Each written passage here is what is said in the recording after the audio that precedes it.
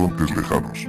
Aunque no se lo crea, no le voy a hablar de aquella famosa película de Anthony Mann. De lo que voy a hablar es de una cuestión que me lleva rondando la cabeza desde hace algún tiempo, más de una decena de años. La cuestión es que me propongo exponer, casi surgió de rebote y no dejo de preguntarme por qué, desde entonces. Parece ser que el universo es extraordinariamente homogéneo, sobre todo en cuanto a temperatura se refiere. La temperatura de la radiación de fondo, más concretamente, es la misma en cualquier dirección que observemos. El hecho de que la temperatura sea homogénea no sorprende a casi nadie. A menudo se suele explicar de una forma excesivamente simplista y aunque no sea así, para que se entienda, la cosa se traduce en algo parecido a la media de las mencionadas temperaturas. El caso es que entre extremos opuestos del universo hay una distancia de casi 28.000 millones de años luz. Un dato sin duda irrelevante de no ser porque la antigüedad estimada del universo es de tan solo 14.000 millones de años. Lo repito para que quede claro. Los extremos más distantes del universo están separados por una distancia de 2.800 millones de años, siendo que la edad del universo es de 1.400 millones de años. Si tenemos en cuenta que, de momento, nada puede viajar a una velocidad superior a la de la luz, unido a la hipótesis de que hubo un instante inicial, Big Bang, la pregunta ineludible es, ¿cómo demontre es posible que regiones físicamente desconectadas desde el principio del universo estuviesen en estados físicos tan parecidos? Dicho de otro modo, ¿cómo es posible que los puntos más distantes del universo se encuentren separados por una distancia, en años, que duplica la antigüedad del mismo? Esto es lo que se conoce como el problema del horizonte, uno de los mayores quebraderos de cabeza de los cosmólogos, que no atinan a dar una solución. Yo tampoco. Hablando con algunos de ellos, he extraído dos conclusiones generales que se abordan desde el ámbito de la física relativista. 1. La teoría de la inflación, Goodlinde, que consiste en suponer que por un tiempo el universo se expandió a velocidades superlumínicas. Martín Rees afirmaría que la inflación sería una explicación si hubiera ocurrido, dado que nadie acierta en explicar qué generó un crecimiento inflacionario de ese tipo, excluida la figura de Dios, claro está.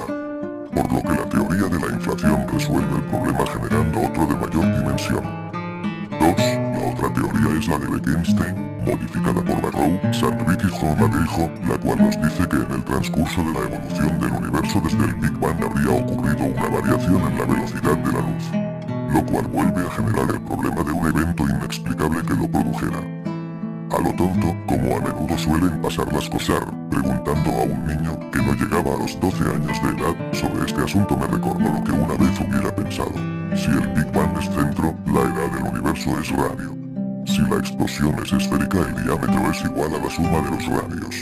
Sobre todo si imaginamos la explosión como una masa de materia candente que al alejarse del centro calentase de alguna manera y de forma homogénea aquellas regiones por las que pasase, generando varios problemas. 1. Enfriarse por cesión de calor al ambiente. 2. La no continuidad de la expansión del universo, que ahora sería finito e inmerso en nada.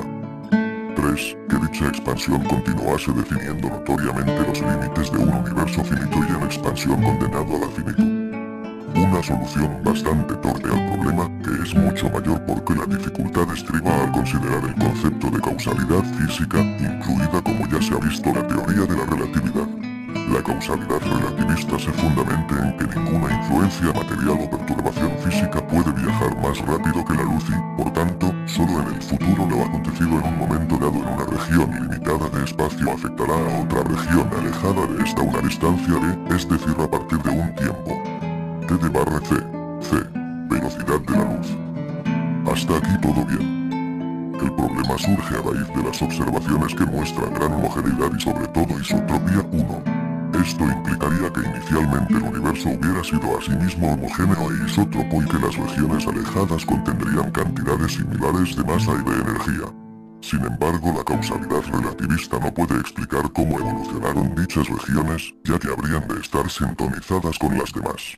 Por lo que entraría en juego la cuántica y su principio de entrelazamiento cuántico en el que dos partículas con la misma fuente de origen estarían enlazadas entre sí independientemente de la distancia que las separa. Siendo que lo que le pase a una le sucederá a la otra en el mismo instante, eliminándose el tiempo y el espacio.